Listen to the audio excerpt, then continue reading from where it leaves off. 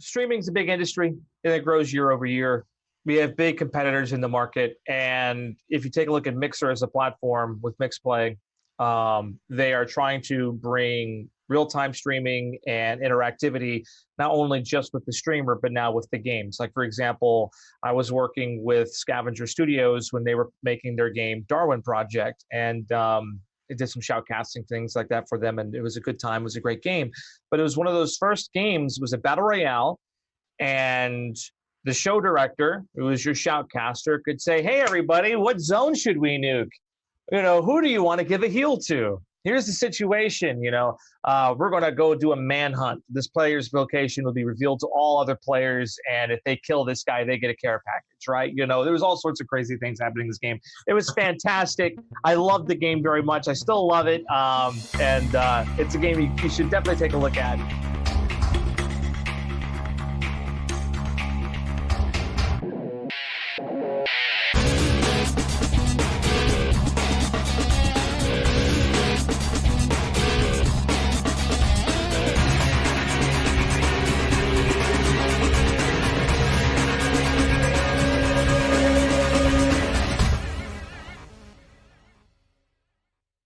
Welcome, everybody, to the Casually Hardcore Podcast, episode 41. I am so thrilled to be able to hopefully introduce you guys to a fantastic Mixer streamer, DM21Gaming, over on Mixer. We got connected, obviously, with a shared love for Final Fantasy XIV, and there's a lot that's happened that we're going to talk about on this, because essentially, like, we had the whole ninja thing. Maybe we'll touch on that, but the goal... The ninja thing, yeah. And the goal of this podcast, we want to talk about video games. We're going to talk a lot about Final Fantasy XIV. You're playing Atlas right now, which is going to be launching tomorrow or today, like on Xbox with crossplay? On Xbox. Comes out tomorrow for crossplay, 12 o'clock ET, and I highly recommend it, but it's it's hardcore. Guys, if you do not follow, if you're on Mixer and you're not following DM21, links in the description. Go give this guy a follow. He creates some of the probably the most entertaining content that I've seen over on Mixer so far. Completely underrated. We got to represent any 14 streamer, any content creator that we love and more. So check him out. We'll include links in the description.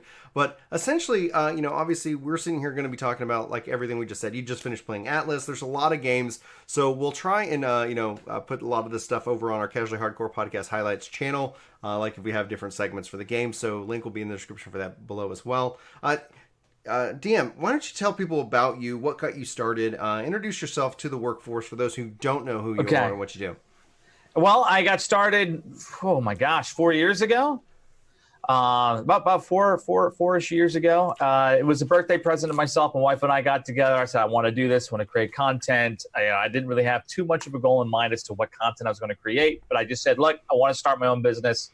And on my birthday, I did my first ever live stream as DM21Gaming.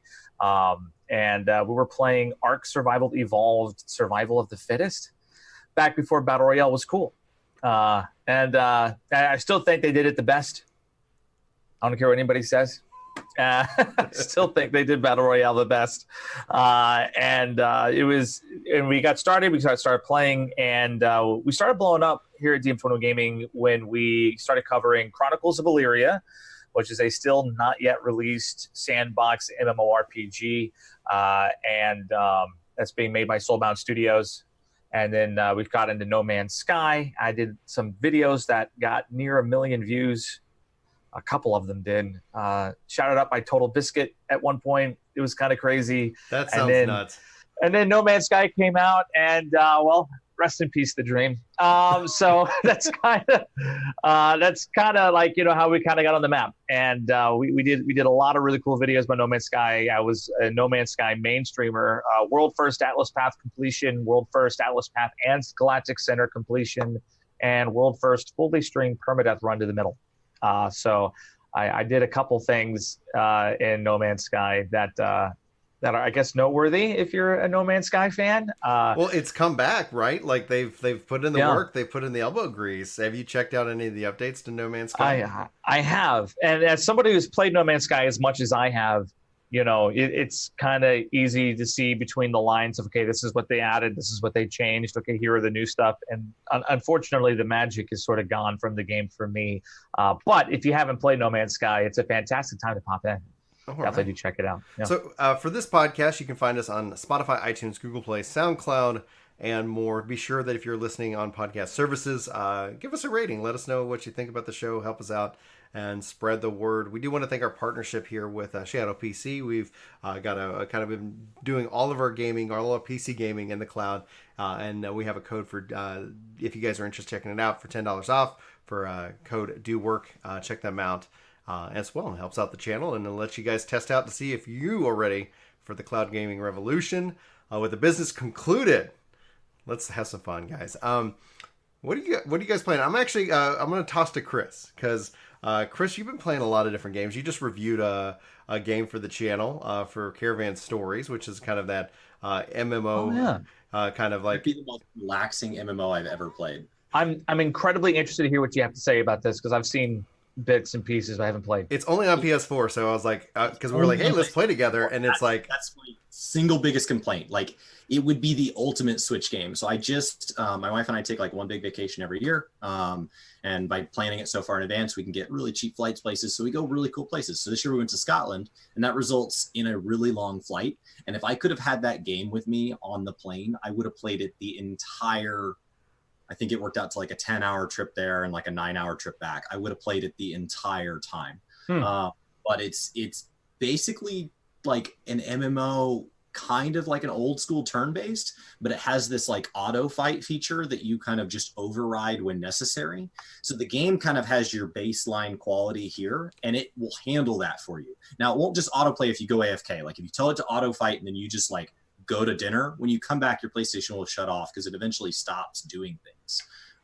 But your base game is like being played. So it's like in Final Fantasy, like it's like running with a trust, but for literally all forms of content. Imagine if your trust could take you to the next fate. It could push through the dialogue for you. Like imagine you're just running a trust through the entire game, and then you're overriding it when necessary. Would you say that's a kind of in the main game or just something to play casually? Like, for example, on your Switch, you could be playing 14, and then it's like you would just have that running there and kind of managing your party? I would think it's just a casual game. It's a lot about like collecting these like 300 or whatever different heroes and collecting these different beasts. It's a lot more about just accruing things just for the sake of accruing things. So like I play a lot of games. So I compare it to like the time I spend on like some of my phone games or like a game that I just kind of let like relax. Like when 14 is too much at the end of the night and like a shooter is definitely too much, that game that you kind of just play that is almost easier than watching TV. This beautiful, and you just sit there. I have my controller in my hands. You could almost fall asleep while playing it. The combat's fun. Unlocking a new hero is fun. Yeah. So DM, like you recently just finished Greedfall and you've playing Atlas. And Yes. And so I was enjoying hanging out with your streams as well. And before that we went live with the show, you touched on like you hit kind of that 470 gear in 14, and now you're just kind of waiting for the next content. So you obviously, as a variety streamer, play a lot of games. So with due time, like maybe keep it to 10-15 minutes for the games that you're playing, unless you just want to gush on Atlas, which I would happily sit back and listen to. I will happily gush on Atlas, but yeah, Final Fantasy XIV, just Shadowbringers was the best expansion for Final Fantasy XIV, and I really wish that we could get a lot more people watching Final Fantasy XIV over at Mixer. That's where I stream at. It's got a nice community over at Twitch and YouTube, but man, like I've been trying, and I really hope that, with PlayStation, Sony opening up the doors for crossplay to all developers, that makes it easier for the game to come to Xbox, because then that'd be such a huge boost. Yeah. I mean, it would. Please. Speaking completely selfishly, as apparently the leader in controller guides, they're people's words, not mine. I was like, man, if this game would come to Xbox, there's a lot of people on Xbox who use controllers. I'll happily teach them how to play the game with a controller. Anyway. I mean, not only that, but it opens the doors up to a whole community of people who desperately want a good MMO experience. And of course, there's Bless Unleashed. It's getting into another early phase in November. I think it's their open beta test in November 7th, I believe. I've been playing that. That game, I know Bless Online wasn't very good, but Bless Unleashed, I've actually thoroughly enjoyed that. So I'm very excited about that one coming out soon. November 7th, I think that's when that game will drop for another test phase. They delayed that one too, which I think was a good move for them. Even though I like the game, they definitely need some more polish and time on combat. So I think that's what they're really focused on. So I'm really excited to see what they do with that one when that one comes out to test phase in November. Greedfall. Did you get to the end of it? Oh yeah, I beat it. Oh yeah, I you did it more than once.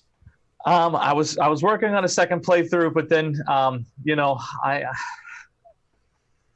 had to play other things for the stream's sake. You know, when you do this full time, you know, you notice trends, and when less people start watching, it's like, okay, well, maybe I can't play Greedfall selfishly anymore. And I watched the Skill Up review on it, and for the most part, he was right. But I'm much more forgiving, I guess, maybe for AA publishers or AA indie dev studios, which they are.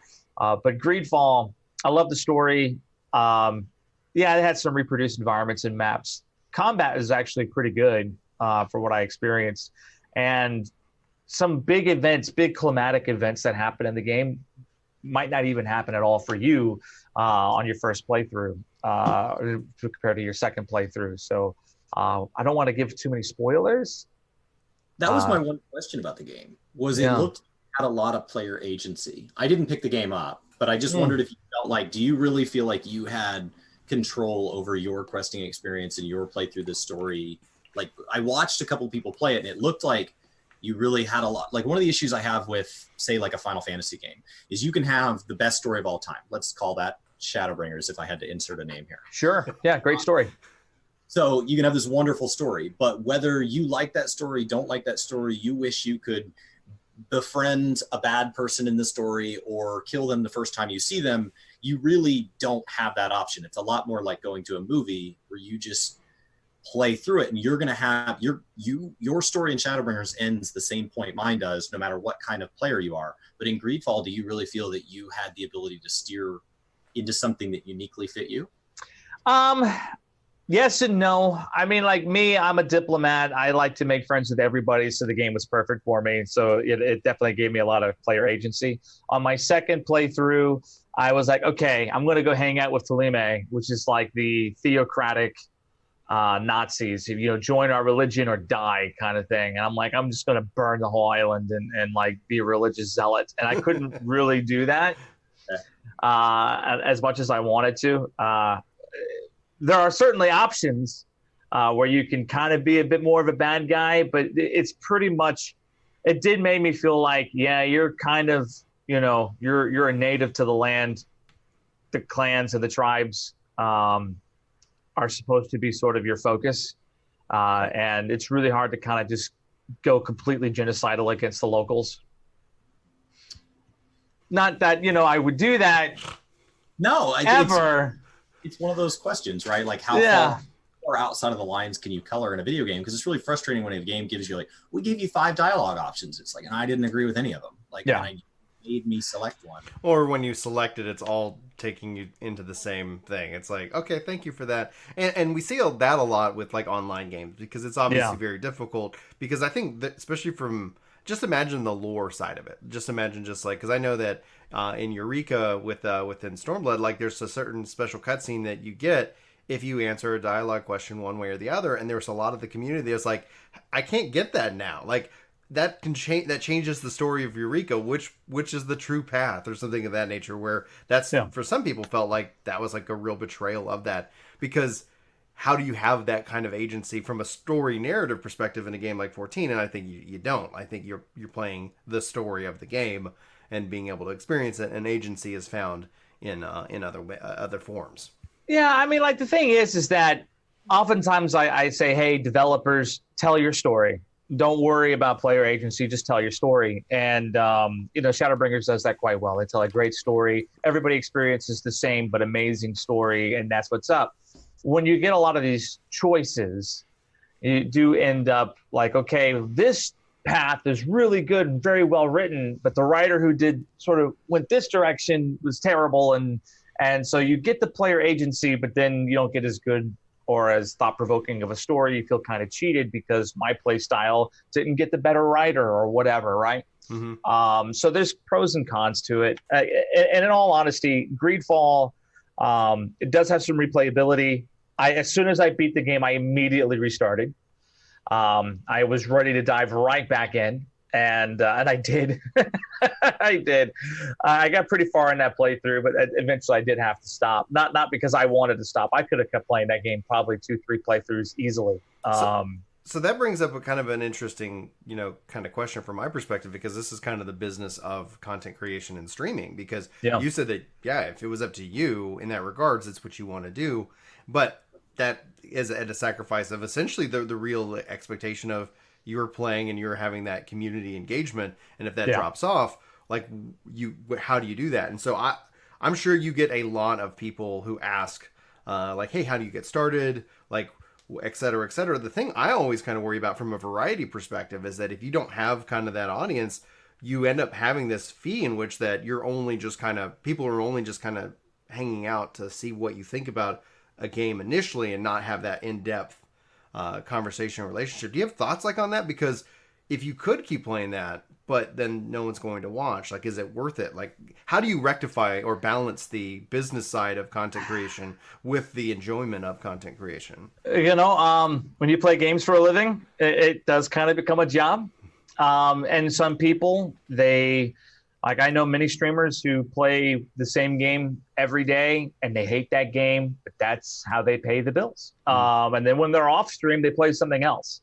And they sort of have their own private community of friends, and I know several streamers who do that. Do you ever wonder if that's disingenuous? Because there's a lot of no, it's completely disingenuous, but I sympathize. Streaming is a business. It's sort of the and I was going through business school and I had a few mentors in my life. One of them told me, it's like, hey, McDonald's sells burgers, right? Yeah, McDonald's sells burgers. Pretty much what they're known for. Burgers and fries, right? Yeah. So what if one day everybody wakes up and they don't want burgers and fries anymore? They want tacos. Do you think McDonald's would continue to serve burgers and fries? Or do you think they'd introduce some tacos? Well, if no one's buying... Yeah. It's like they'd introduce tacos. they throw out tacos. Yeah, exactly. So that's kind of how it has to go sometimes for streaming games. Now, the cool thing is that we did get a full solid playthrough of Greedfall, and Spiders was kind enough to give me a free copy of the game, and that did not affect my enjoyment of I immediately replayed it. Like, I loved that game. And they were fantastic. I think the game was good for what it is. Don't go in there thinking you're going to get a full-on, Witcher experience or Dragon Age Inquisition. Think of it as sort of those things light with some really interesting changes. The gameplay mechanics, as far as character progression goes, I like their character progression significantly. I thought it was fantastic. So I'm going to jump in because there's obviously a bigger narrative that goes around in gaming right now, and that's essentially monetization. Gamers, like I would say, hardcore enthusiast gamers like us, like we're following the news, we're excited, we're loving it, we're in. But then MTX is just always kind of feeling there. And I honestly think, like, when we talk about the business side of it, that MTX is just the business response to the fact that people keep opening their wallets. And so why wouldn't, you keep asking me to sell you a car and, okay, well, here's your car. Like, okay, fine. Like, I'll sell that to you. And then more people do that. And so all of a sudden you're like, wait, we went from, $100 million industry to $100 billion industry because this is what people are responding to. So on that note, though, do you feel that gamers who are frustrated with MTX and how some of these companies are handling it do need to spend time with games like Greedfall and the AA developers and the indie developers to continue to show that support? Because my fear is that if you sit here and if you say you hate MTX games, but you don't go buy games that support business models that you like, aren't you at the same time not actually communicating anything effectively? That's what I say. If you don't like the microtransactions in a game, don't buy it. Just don't buy it. Like, for example, Borderlands 3, sure, it's a great game. I don't like Randy Pitchford's business practices and the way he conducts himself. So I didn't buy it. Sure, it's a great game, but I'm not going to support it. The other thing is that with or without my purchase, it makes no difference to him. It honestly doesn't. It's a wildly successful game. Me not buying Borderlands 3 didn't hurt him in any way. and I will not be missed. But when it comes to things like, for example, let's take a look at Anthem and the Division 2. Yeah. Now, both games not perfect. One was obviously more polished than the other. Well, I don't want to go down that road, but there was a lot to be said about Anthem's microtransactions. And when I went in there was no loot boxes. You buy what you get. It was a timed item store, so you couldn't buy whatever you wanted whenever you wanted. So there was sort of that, hey, buy it now before it's gone for 2-3 weeks and it cycles back, right? Right. And that was about the only predatory thing they really did with that. No DLC, no paid DLC. Everybody, you buy the game once and that's it. It was fairly clean. And then you take a look at the Division 2 where, they have a full item shop. And they did have loot boxes, which you could buy. They do have free DLC, but you can buy a pass, so you get a week's early access to it, which if you're a competitive player means you have to buy it. They were, in my mind, far more egregious in terms of microtransactions and had a lot more issues than Anthem did. But since Anthem's published by EA and Division 2 was published by Ubisoft and a lot was being made about it, people overlooked the microtransactions issues coming out of that. And now we have a new Ghost Recon game, which I believe even Skill Up was talking about it. For you in Ghost Recon. Like it's like everything is for sale in that game. Everything. Yeah, and it's too much. And so they did that because no one pushed back on them in Division 2. And they felt like they could get away with it. Everything says like you have this line of people wanting to buy this product, and they outnumber us. Like, when you talk about, we'll just put it into perspective, 100 million PlayStation 4s sold. Then you take in maybe some console. Like overall, I would estimate 250 to 500 million gaming enthusiasts. Compare that to the 2.5 billion gamers that are on mobile, and they're just like they're just used to that. They've been trained in that kind of model that it is this overwhelming that we are the super minority, and it is difficult and frustrating because they didn't get my $60 plus whatever. It really didn't make anything else because you have people just lined up throwing cash at them. Yeah, and those people aren't upset about it. They find it perfectly acceptable, and I'm not saying there's anything wrong to charge like an MTX in a game. It's but there is a degree in how it's done. And you bring up an interesting thing when we're talking about Anthem and just Ubisoft like the Division. Look at the game. Look at the polish. Like if let's say what's the one that's just coming out? Sorry, you just named it. There's a new Ghost Recon. Exactly. Yeah. If that was a solid game, do you think people will complain? My theory, and I'm generalizing, so people will be like, no, I'd still be mad. Like I'm with you. My theory is that it really also then depends on if the game is good or not. We will forgive the sins of like anything within gaming if it's a really good game. Yeah. Like we're talking like wow, this game is incredible. Yeah, I think even Revenue Pitchford. Industry changing, not just a good Borderlands game. If it had been industry changing, even people who didn't like Randy Pitchford would be playing Borderlands right now. Pretty much, yeah. I actually tried out Borderlands 3 at PAX West while I was there. I gave it a good shot, and I was just like, okay, if you like Borderlands 2, you'll love Borderlands 3. It was more Borderlands 2 in my mind. I loved Borderlands 2, but Borderlands 3 ultimately was just like, okay, like I just felt like it was. It's nice like to go back and look back at how gaming was 7 years ago. Yeah. If I wanted the Borderlands 2 experience, I still have it. I can go play Borderlands 2. So it seemed like a minor upgrade. And honestly, just like I still question, and ultimately the industry will decide if them not going as a live service was the right move. Now, hardcore Borderlands fans will say no, they appreciate that the game is not a live service. But then you go look at live service game numbers versus Borderlands numbers, ultimately, especially stretched out over time. And there's going to be a hardcore, I think, a base for Borderlands. I don't think it's going to be anything what it could have been in theory. That's all theory. Go ahead. So, the guys who make Borderlands 3, they're not part of a big publishing arm, right?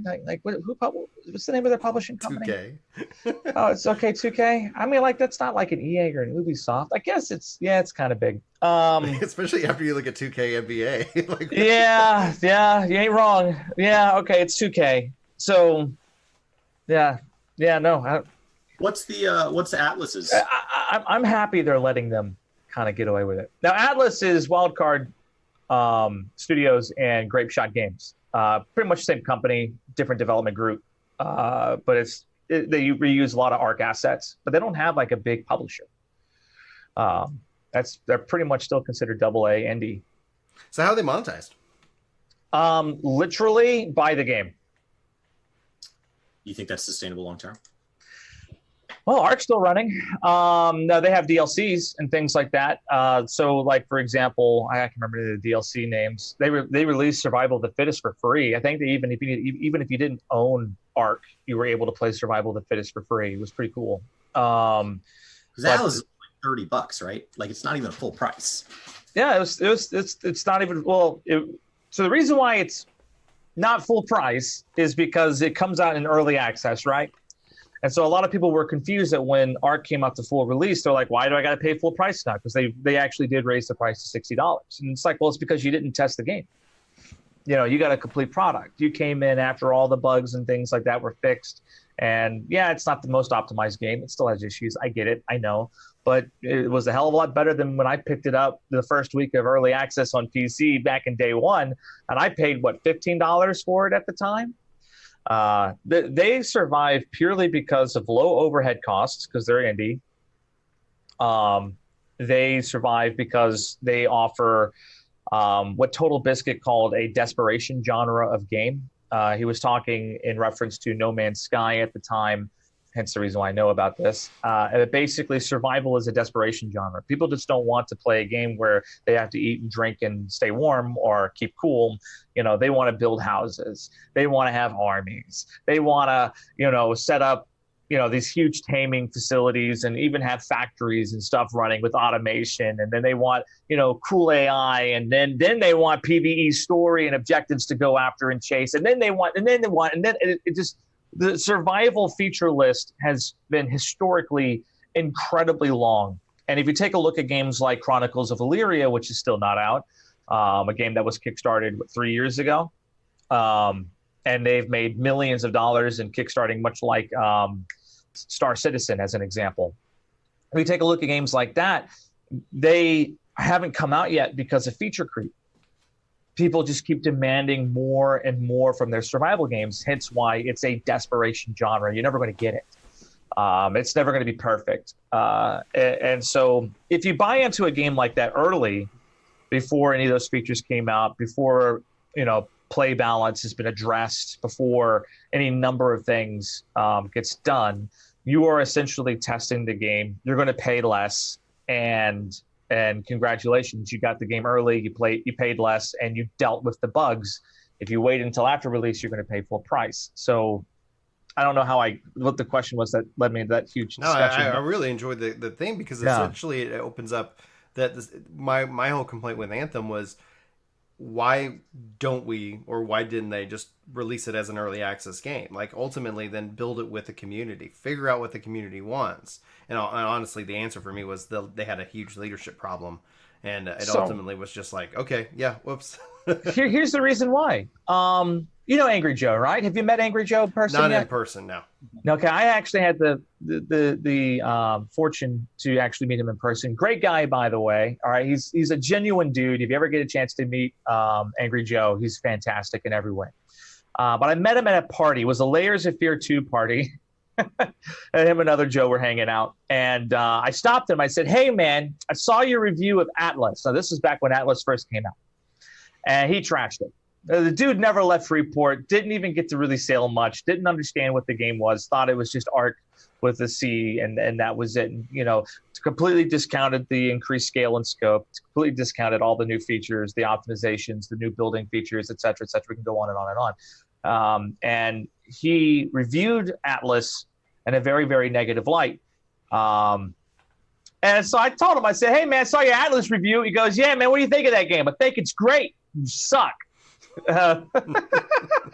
Which he loves, by the way. He loves being told that his reviews are terrible, which I love Angry Joe. I agree with most of his stuff, but and we talked for a little bit, and the thing is that if you release a game to early access, it doesn't matter. If I shelled out $15, I'm going to review it as though it's a full release game. I'm not going to discuss potential. I'm not going to discuss player balance issues that they need to fix. I'm not going to come at it from a constructive point of view. I'm going to come at it from a destructive point of view. Why? Because it's an easy game on and I get views. I mean, let's be real, there's social pressures you have to be mindful of when you release a game to early access. People will treat it like a full release game, and they don't understand that even though on Steam, when you buy Atlas, there's this, hey, it's an early access game. Servers may not be accessible. You might not be able to log in and play. You will experience significant crashing. You will be disconnected frequently. It will be a very bad experience. Are you sure you want to buy this? And you click buy anyway, and then you experience those issues, and you go, well, I want my money back. I want a refund. No, you don't get a refund because you said you were okay with this. They don't understand. They don't get it. Early access is still something that's very foreign in people's minds, even though it has been a successful device for, getting funding for games in development. It's worked out very well for Wildcard, Grapeshot Games, etc. But people just don't get it. And so to this day, people go, oh, I heard nothing but terrible things about Atlas. Oh, Atlas is buggy, right? You can't even log in, right? Meanwhile, I have hundreds of hours played. I have my huge company. We're doing really well. And, I have ships. I've done naval battles. I've done PvP. I've done stuff in Atlas I have not done in any other game ever. The massive battles that I coordinated, even back when it came out in December, end of December, beginning of January, even back then, we were taking part in massive battles, a lot of planning and strategic sort of, I guess, a lot of tactical intelligence went into that. It's one of the only games I've played where I have a heavy focus on diplomacy. Most times diplomacy doesn't matter in these types of games. Have you played Eve? Oh, I played Eve. Okay. I said most times. Okay. Eve is, if you're a fan of Eve and you want like an Eve but with pirates and no spreadsheets, Atlas is your game. So is that the review we stamp on the box right there? If you like Eve and you don't like spreadsheets, yeah, Atlas this is for you. Yeah. Spreadsheets are designed by graphic artists. It's absolutely stunning. But if you can understand Excel and read them, like some Neo, like in the Matrix type thing. Yeah. Oh, I loved Eve. I loved Eve. Eve is my kind of game, man, because it matters. How you treat other people matters. And it's one of these things where an online game, you jump into like a Call of Duty game. It's like, all right, shoot them if they have red names, Mm-hmm. That's that. Ultra aggressive, like, yeah, I'm going to come out there. I want to get you, blah, blah, blah, blah, blah. Let's put it this way. We had a situation where we were on our island in Atlas. We were having a great time. And one of my guys saw a boat. And it's like, oh, that's not one of our boats. I'll go investigate. So he goes and he investigates. There's a bed on it. And he doesn't know who these people are. He doesn't know what they're about. But he decides, I'm going to destroy the bed to delete their spawn point on our island. Now, phase one thinking, that was actually probably a pretty smart thing to do. It's something that happened all the time first season before people kind of found out who the megas were, before the big alliances came around, and before diplomacy was firmly established on the server. This time around, those alliances still exist. Mm-hmm. Even though they wiped the servers, those alliances still exist. And if you screw with somebody, they will bring the full force of God upon you.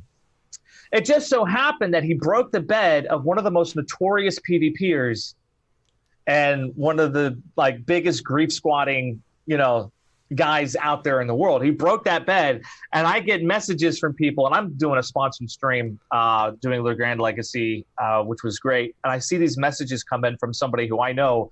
If he's messaging me, I'm in trouble. And I have 25 minutes left of the stream. So I see that message. I'm like, oh no, please no, for the love of God, what happened?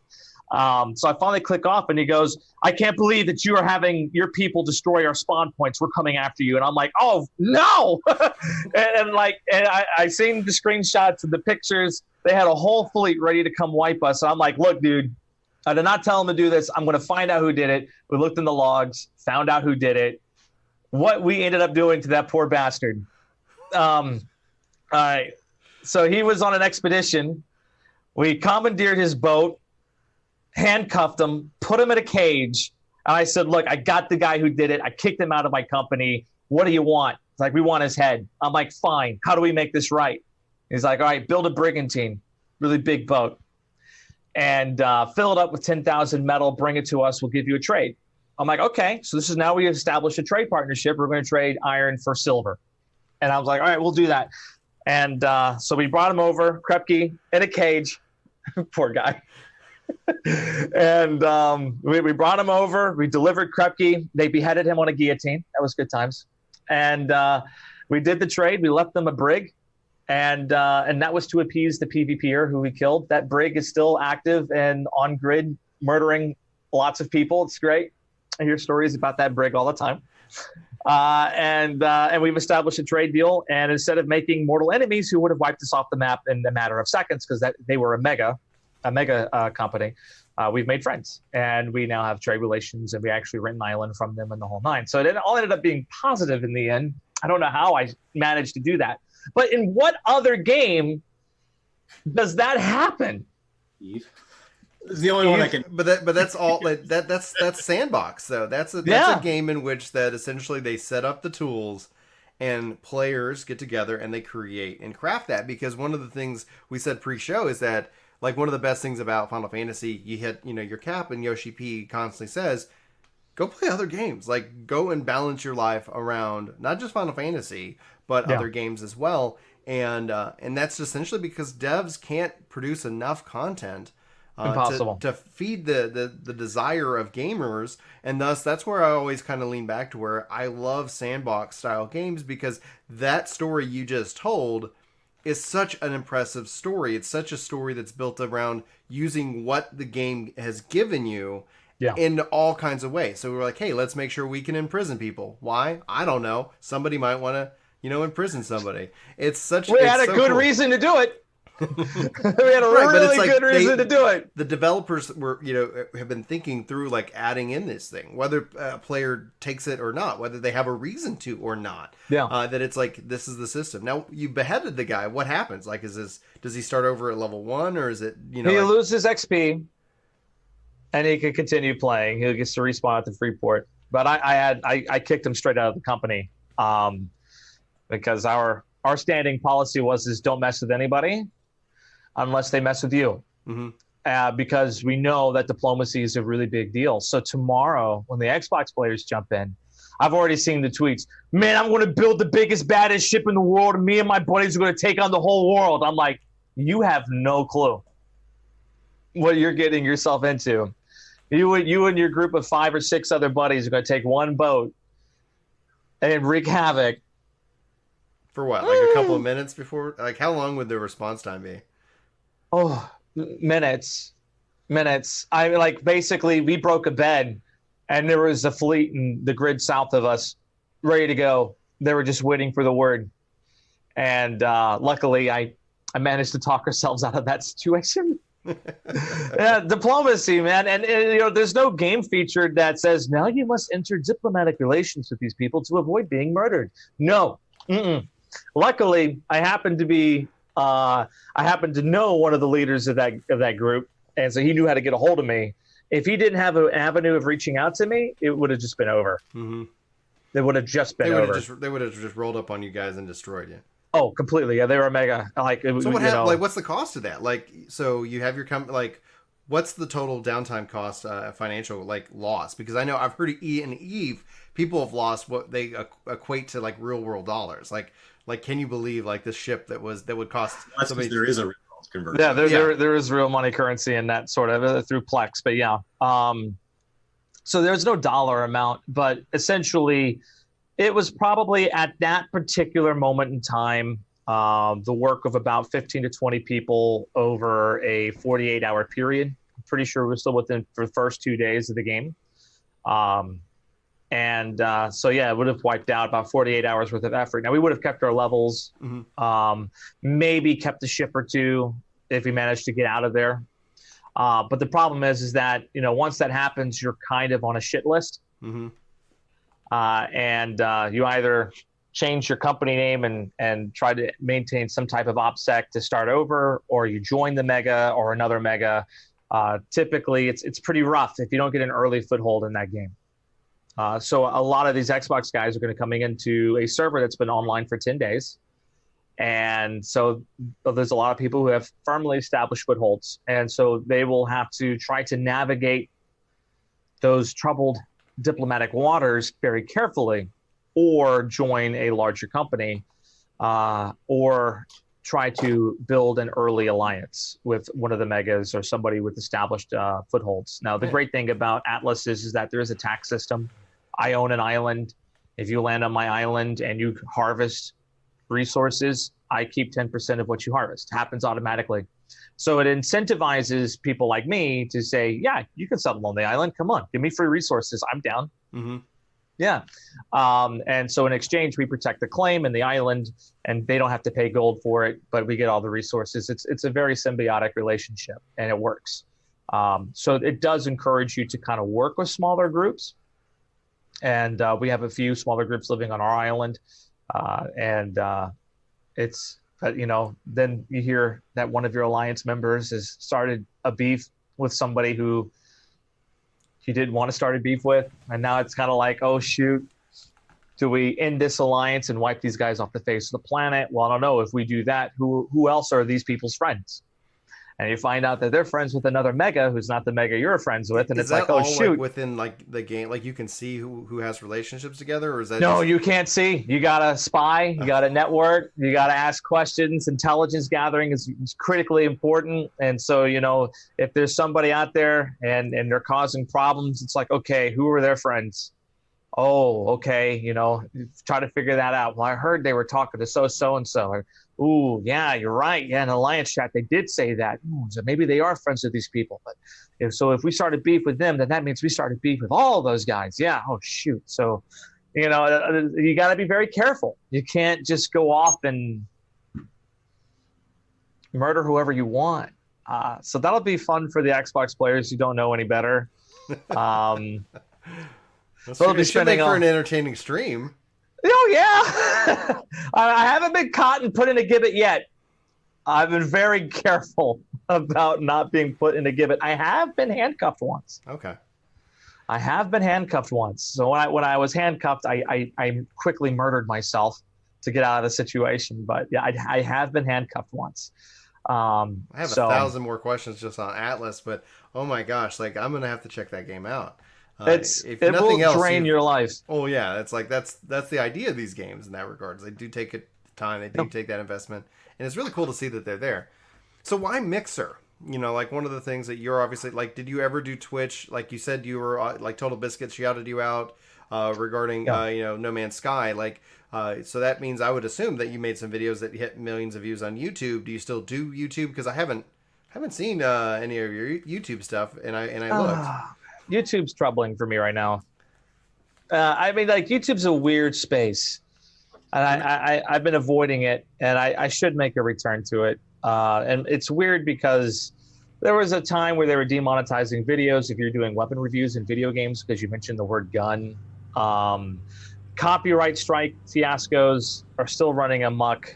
YouTube has they favor advertisers over content creators, so it's a tough space for me. I know a lot of people still use it for YouTube, and more power to those people, but you know, I don't need to wake up in the morning and worry, oh my gosh, now I got to go ahead and dispute this copyright claim, and it's because even though I had permission to use it, or it was audio that was embedded in the game and I couldn't help it, and you know, there's a lot of things that kind of go into it. There's a ways to navigate it, and I was navigating it just fine for a long time, but I find that my content really comes to life when it's live. It feels more authentic than it does when it's pre-recorded. Because when I record, I don't know what happens. I just kind of go like, "Welcome to DM21Gaming. I'm Bicycle Walrus, and today we're going to talk about." And I'm like, "Oh my gosh, I can't stand it." Do you do that? Is that like a thing? You ever feel like? Oh, so do I hyper accentuate? And when you're doing like recordings versus live. So I think I'm more. Go ahead, Chris. Go ahead. I record when I feel like recording, and so like yeah. But the advantage is there's two of us, and so like a content schedule can get filled. But a lot of it has to do with like I don't force myself to like I don't have to record after this podcast ends. Yeah. So I or when like there's a thought really natural. And so like what will oftentimes happen is like I'm working on a script, I know there's a video I want to work on, and then it's over several days and I'm calling Brian and I'm talking through it and he's like, now's the time. And like he'll tell me, he's like, you finished the script, you're talking it through exactly like you need to say it, hang up the phone, hit record. And so you just hang up and then you just launch right in. And those are the better videos. Now on YouTube, better quality, better effort doesn't necessarily result in views. Like you can have this video that you feel is like a masterpiece, and like Brian and I are both complimenting each other. It's like, this is wonderful, you did a great job, I can tell how hard you worked. Nobody cares. And then you can have the editing, it's just like popping. And then I've been there. You just feel like you're like, man, I almost don't want to hit publish, and then it becomes, you know, one of your top viewed videos of the month, and you're like, I don't know what hell. Which right now is they're making changes to the algorithm. So like my wife was asking me the other day, right now they seem to be shifting back towards watch time and retention, which means you're going to see videos getting longer, because longer videos are going to get more views, which are going to cause them to get more views. So they're just going to steamroll the smaller videos. So I told my wife this, and she prefers videos between 3 and 7 minutes. That's kind of her sweet spot. And I told her right now they're shifting more towards that 15, 22 minute. And you'll see that in our content, not necessarily in what we publish, but in what gets viewed. Yeah. Our videos that match what they're looking for will do better. And she's like, oh, do you think that's the majority of people? It's like, I don't know that it matters if it's the majority of people. I think that they think it's the majority of the money, right? So even if it's 10% of the population likes 20-minute videos, if the others won't actively leave the platform and they can show more ads against videos that are 20 minutes long, then that's better than trying to please everybody. And so that's one of the things that YouTube's constantly, and they have a machine algorithm. So like there's not an employee you can call and get the inside scoop. They don't know. There's just an algorithm that just says, hey, I ran a whole bunch of numbers and this is the most money, I think. And it's ever cheap. This is what we predict to be the best, you know, in everybody's favor.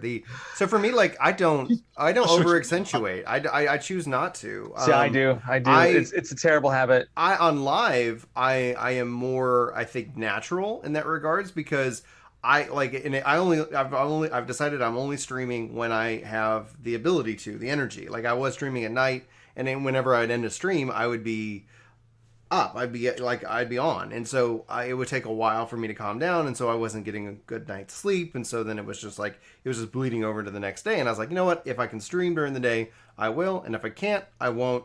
That's going to be where it's at. But when I have that energy, I and it's dangerous, because like somebody who told me the other day, it's like they're like, we prefer if you don't talk about religion and politics like on stream. I'm like, I'll talk about everything on stream. In fact, anybody who says I can't talk about anything, like you're not going to find. I like you. You're not going to enjoy the content we make, because we're actively trying to not build an echo chamber, which is difficult. No. It's all about having respect. You do not have to believe what I believe. You do not have to like the games that I like. You do not have to. And if we can have a respectful conversation, I want to know why you like what you like and what you believe. That's the enjoyment I get with that content and with that live nature. And again, I know that it's not going to be for everybody. People want to feel the algorithm wants that echo chamber, right? So another mower's coming back, so I'm going to talk. I'll jump back in a minute.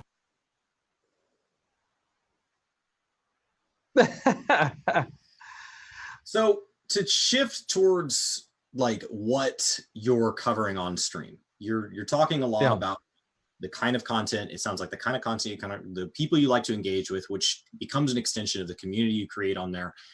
How do you decide when to jump to the next game? Like Destiny 2's out right now. That would obviously be really hot to cover, but you're covering Atlas. That's hot to cover. WoW Classic was just out. That's hot to Atlas cover. is hot to cover? Hold on. Maybe it's just showing up on my recommended. Destiny 2 the bigger one, and WoW Classic, of course, is the elephant. I mean, like, so Atlas did recently have a wipe, and so that it was one reason why it's kind of hot to cover. The other thing is that Atlas content is just intriguing to watch. So there's a couple of hardcore guys that's all they watch, it's all they care about. It's a neat little niche. You won't necessarily grow tens of thousands of viewers from that game or something like that. You know, you'll get those hardcore guys who tune into every stream, and you'll also get the guys who are just watching to spy on you. I think they easily account for 10 views on my streams. Easily, the spies. Easily, at least 10 viewers. So that's nice for metrics. but it's one of those things where when you decide to move on,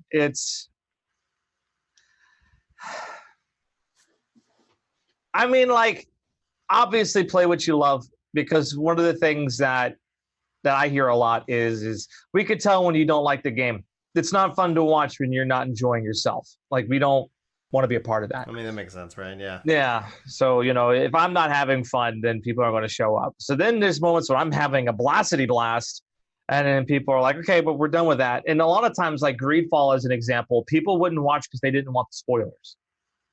Well, and that's actually something that we talked with Scott Zone about when he was on the podcast, and how Scott Zone? Oh man, I love that guy. Go ahead.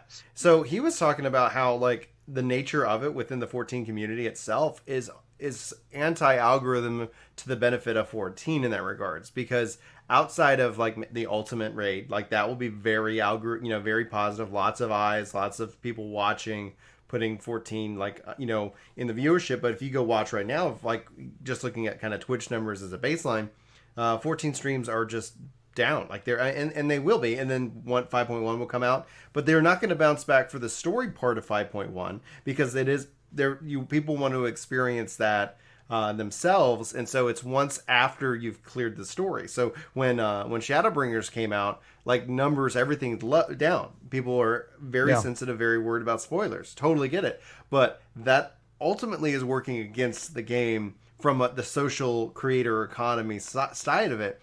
And so, question for you, because I see this brought up. Oh, go ahead, please. Go ahead. I feel terrible because you asked me a question about Mixer a long time ago, and we went on this crazy tangent. That's how we roll. I do want to loop back into Mixer eventually, but what was your question?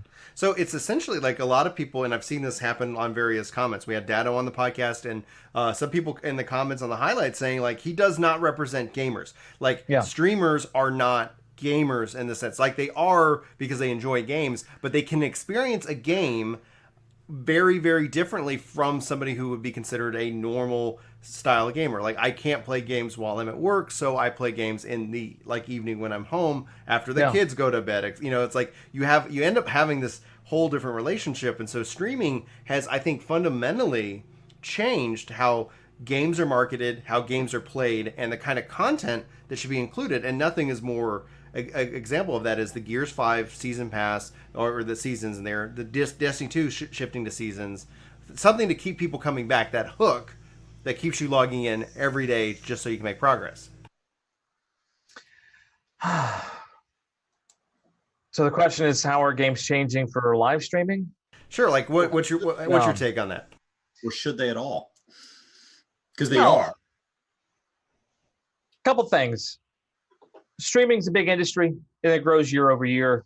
We have big competitors in the market, and if you take a look at Mixer as a platform with Mixplay, they are trying to bring real-time streaming and interactivity, not only just with the streamer, but now with the games. Like, for example, I was working with Scavenger Studios when they were making their game Darwin Project, and it did some shoutcasting things like that for them, and it was a good time. It was a great game.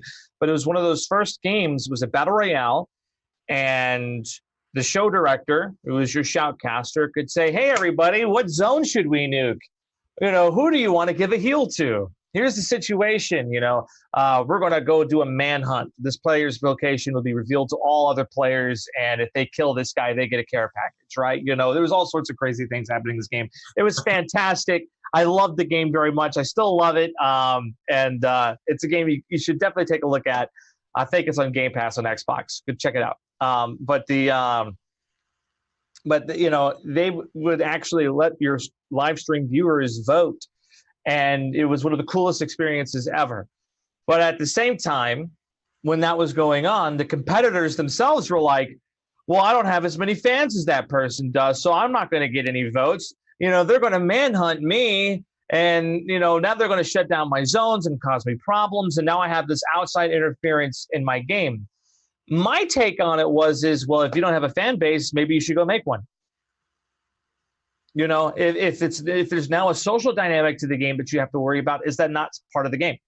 Since when does your Twitch abilities in terms of aiming and shooting and response times, why does that have to be the limit of the esport?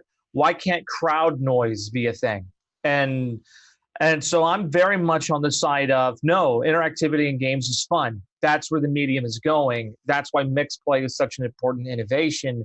That's why what they were doing with the show director and Darwin Project was such a cool idea, because crowd noise, the 12th man, as an example in football, is a very, very common obstacle that people have to deal with. Another obstacle, for example, I don't know how many of you guys saw the Ravens-Steelers game yesterday.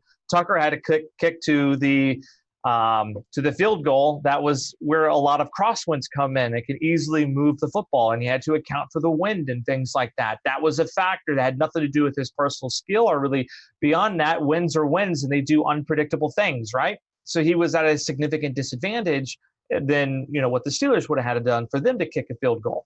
So they ended up winning the game, by the way, because he's just that good. Way to go, Justin Tucker. Appreciate you, brother, man. But that being said, that's how sports are played in real life. Crowd noise is a thing, and that's why sport fandoms are so big and so important, because you can actually affect a player's mental confidence. Like, for example, at an NBA game, playing basketball, you can get heckled at the sidelines, and that does affect your confidence levels. It does affect your ability to make shots. The crowd is involved. Now, is that fair? No. But it happens. And so I'm very much inclined to say that for certain games, not all games, certain games, there are places and ways that you should involve a live stream audience, and you should develop that way. People like watching streams. That they do. And obviously Mixer just had a huge boost with Ninja coming over, but it's been 2 months now. Have you seen any residual effects of that move? And and what talk to me about the effects of Ninja moving to Mixer for you, and what you've seen, as well as just overall, like how much. I just want to know your thoughts on that whole deal.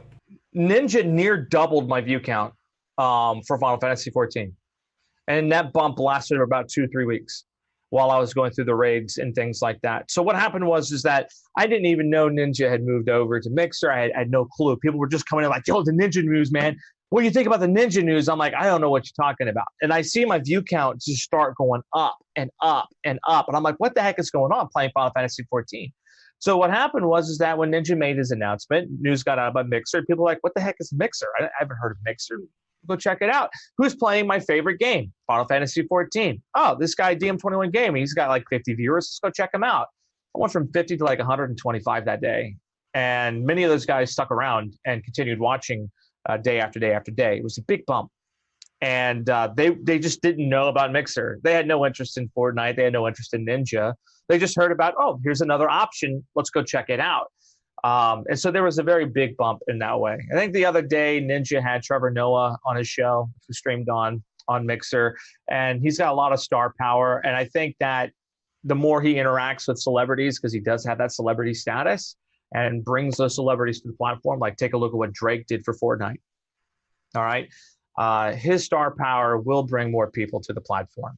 Now, my hope is that, he continues playing a decent variety of games. I know he streamed Final Fantasy XIV at one point. He played a bit of WoW Classic. He does Minecraft, which is great. Halo, obviously, next year when that game drops, he's going to be very big into Halo, which will be really good for Xbox and Microsoft overall. It's a very positive deal in my mind, because it's almost near free advertising, because obviously, he did get a deal.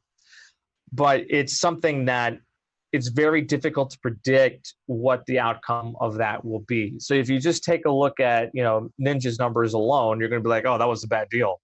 But then Trevor Noah shows up, and maybe we get a Drake to show up. Maybe we get someone else to show up. He's got the star power to make it happen. He's still going on shows like Ellen, and he's still doing a number of events everywhere. And unfortunately, the way that Twitch treated him in his departure, I'm sure we all heard about the story about how they took over his channel and certain content being aired on his channel, which was highly inappropriate. He definitely doesn't have any good thoughts about Twitch at the moment, and then you can't really blame him. They took advantage of his name and his star power in a way that I think was quite predatory. So it's not like he's going to go back. And Ninja still, even though he might not carry the bigger numbers, still probably the most famous streamer out there. If you ask anybody, hey, name a famous streamer, they'll tell you Ninja. Right. It's momentum and that information is key. Like, because numbers, as you've seen, as any content creator seen, they go up and down. And that's where it's like the variety streamer. That's where, like, when people are starting out and they're starting out in that variety sense, I have a concern for them in the sense that they're just chasing the hype, and then they're not really, they feel like, oh, I'm playing this game and people are showing up, and then people evaluate if they want to get that game or not, or the hype moves on to the next game, and so they do, and so do they. And so as that starting out, like, I feel like there is a cost to it. So I guess the final question before we kind of wrap up the show, and hopefully they start finishing the yard so I can actually be unmuted. But why Final Fantasy XIV? Because that's something like that. Yeah, Mixer. Like, oh, what's going on with Mixer? Hey, here's this DM21Gaming. You literally described like our kind of really entry point into it. Like, I've heard of it, but I was like, okay, well, we'll check it out, see what's going on there, and then boom, you're streaming Final Fantasy XIV. Why 14? Why 14?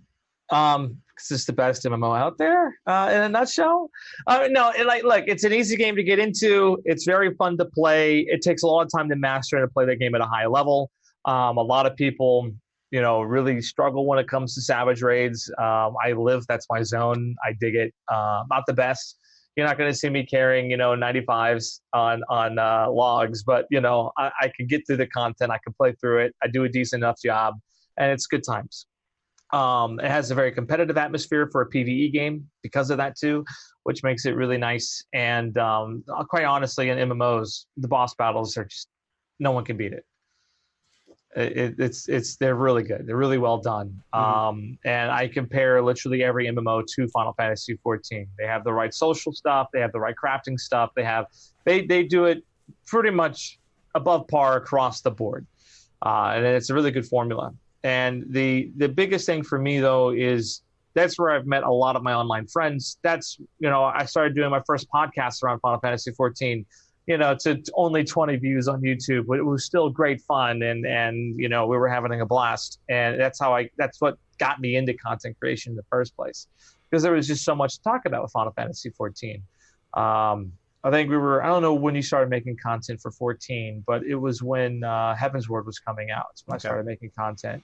So, yeah, we started towards the end of Heaven's Word being, on YouTube. So we've just crossed over 3 years. But Heaven's Word was out like a long time ago, like 4 years. See, and if I had kept it up and did controller guides, I'd be worked the game. But no, I'm an idiot, and I played art. No, I'm kidding. August 8th. Well, that's always the funniest thing, because it's like, oh wow, that worked. Like, you just kind of figure out like what works. Because I would always create these like very custom tailored guides for individuals. Like, okay, do this, and then it's like, well, I'm gonna just go ahead and publish that. And Chris and I were like, yeah, we're just talking about games, just like doing different things. Like we have game footage up, and we'd have a conversation about something. And it's always funny when one of those old videos get recommended. They're like, why am I listening to you guys talk about Final Fantasy and I'm watching Forza? It's like, we didn't know what we were doing. Like, we're just, that's the big role we have. And capturing B-roll was already like a skill set. Forza's fun, though. It is. Forza's like, let's get real here. Forza's a lot of good times. Like, we could talk about Final Fantasy 14, or we could play, Pac-Man for all that matters. I do. I think there is a video about Nintendo Switch where I am playing Forza because I didn't have any other footage, and the footage of my face came out really choppy, and I didn't have time to reshoot it. Nice. I don't know. And so then people were like, why is there a racing game? I don't think the Switch thing is going to interest me, but what game is this? It looks fun. Yeah, exactly. It was like, this Forza game looks like a good time. Yeah. One of my biggest videos, actually it is my biggest video. We just got a green screen. It was the first time I was shooting in front of a green screen. So I did this thing where we were talking about multiplayer No Man's Sky, my biggest video ever. I was in front of a green screen, and I had like this really spacey, sort of tripped out, like sort of rainbow colored background.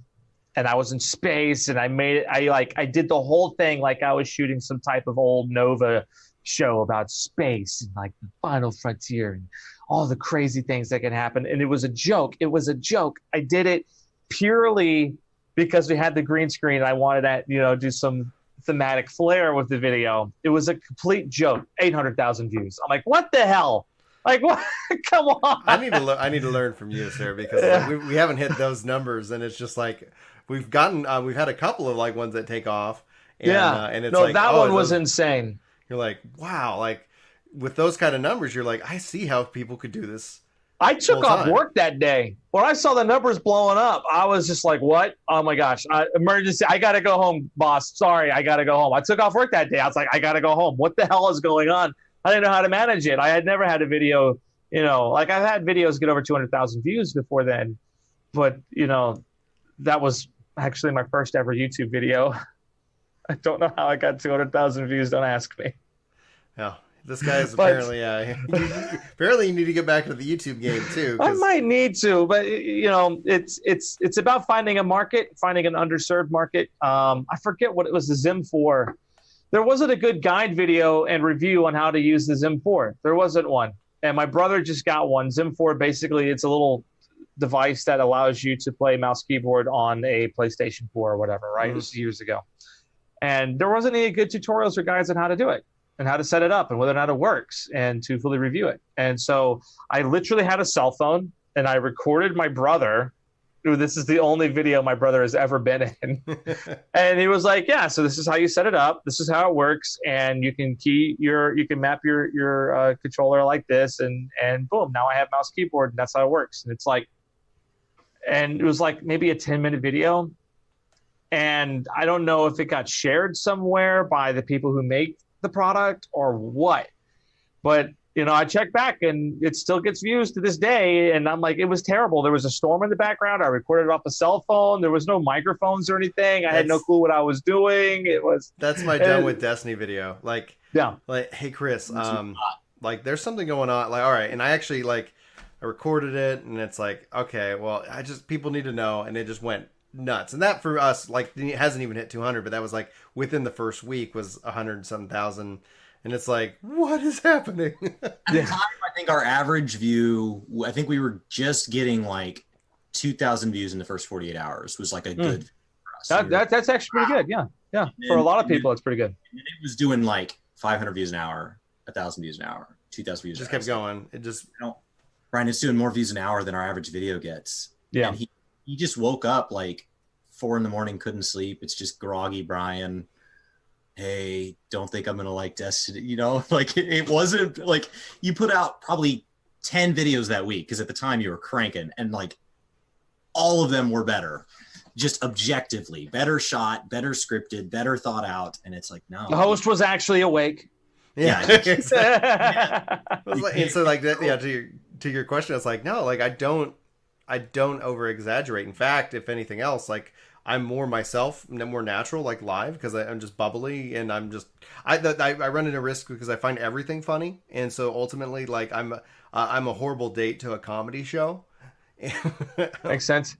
But I just find everything funny. But on camera and everything like that, I'm just me. Like I'm a overly optimistic individual, and I don't try to play it up. You know, there are probably times in which that it's like with the thumbnail, like, oh, you know, you got to do the thumbnail game, you know, where you kind of have that. I have a couple of those like, oh my gosh faces, but ultimately, like, no, I'm either legit excited or legit frustrated, and there's very little frustrated videos, but you see that they just perform, and I just like, okay, like ultimately I tell Chris, it's like, you know, I try to make sure that I'm not coming off always frustrated, because there are so many good things to play. There are so many other things to be positive about. If someone is off doing something stupid that's frustrating, you know, maybe I'll record it and I just won't publish it, just to kind of get it out of my system so it doesn't like affect me other ways. And I also have to be careful about what I watch, because ultimately if you end up watching, I think, a lot of negative content, you end up feeling that everything's negative. I had somebody like come on, and you know, I don't know if you ever seen that. They're like,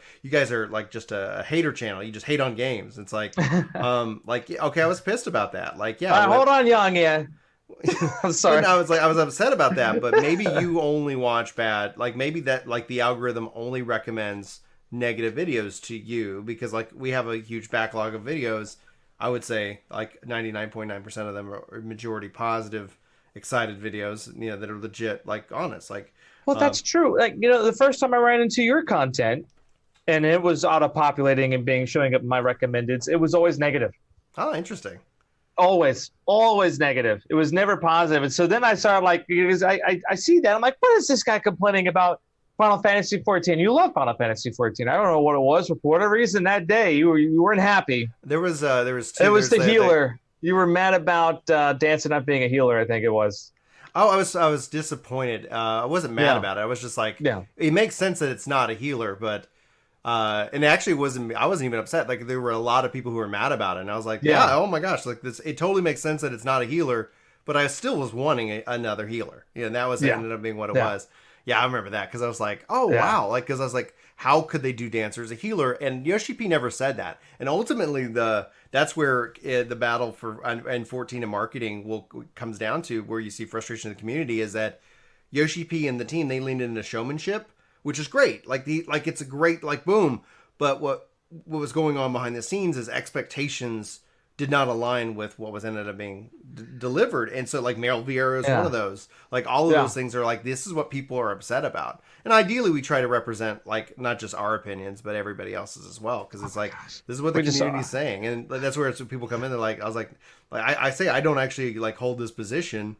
Like, I think this is fine, but here's what other people are saying. And it's like, I didn't mean to open Pandora's box and so many talking points you could have discussions about with Final Fantasy XIV. Oh, but maybe we should just do another, we should schedule another podcast. All of that is just like, let's talk about that real quick. Vieira, right? No, that might be some fun if you got some time in November. I'll just book you right now. All right, let's do it. Let's do November because we'll get some more Final Fantasy XIV by then. And Bless Unleashed will be coming out too. Yeah. We'll have Bless Unleashed. So let's get you back on in November because like we are over time, and I do we try to keep this at an hour in that regards. What do you got? Any final thoughts? Where can people find you? And are you coming back to YouTube?